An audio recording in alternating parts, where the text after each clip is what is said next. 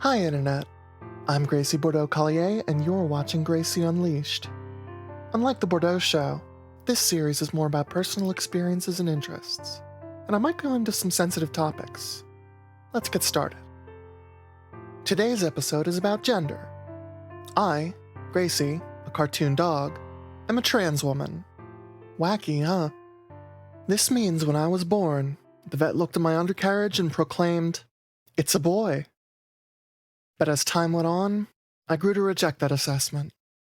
My first encounter with gender roles occurred when I was still a puppy.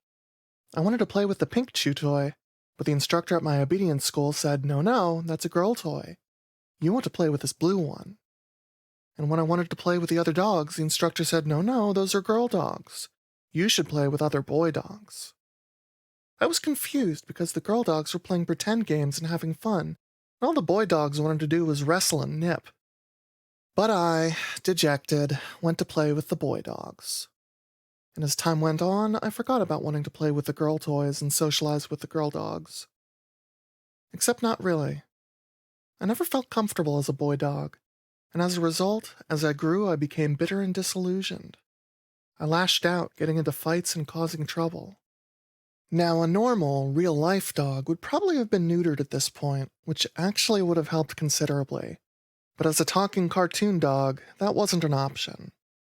And this was back in the 90s, so healthcare options for trans people, especially trans dogs, were limited. But when I became an adult, I did seek out a therapist. I went through the months of required therapy, got the required letter of recommendation for hormone therapy, and went to an endocrinologist. A dog endocrinologist, of course. And he said no. Yep. Just like that, this guy took one look at me and said, "You're not trans enough, get out of my office." I cried all the way home, and that started the darkest point in my life.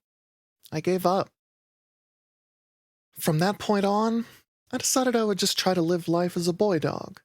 I did boy dog things, went by my original boy name, and everyone just thought I was a normal guy. Well, okay, I've always been weird, but normal as far as gender is concerned. Until I met a dear friend who we'll call Art, because he liked to draw. Art was a trans man, but was in a similar situation in that he had failed to transition and was living as his assigned gender. We bonded quickly, and one day, during a conversation about how much it sucked to live as our assigned gender, he looked at me and said, "Let's just do it. Go to a clinic, get on hormones, and transition." So we did. We went to a gender clinic, the Mazzoni Center in Philly, which thankfully accepted talking cartoon dogs as patients at the time. I told them my story, Art told them his story, and they sent us home with prescriptions. I started living as a girl dog full-time, got my name changed, and all that fun stuff. And everyone lived happily ever after. Except, not so much. The following year, I had some serious medical issues that required a trip to the hospital, a pet hospital. They saw I was on hormones and immediately said, "That's the culprit, we have to take you off those immediately." And that was that. I was left permanently disabled by the event and was stuck halfway through transition with no hormones. But I didn't give up. I sought surgical options instead. I had a breast augmentation and an orchiectomy, which is the talking cartoon dog equivalent to being neutered, which took care of the primary issues quite nicely.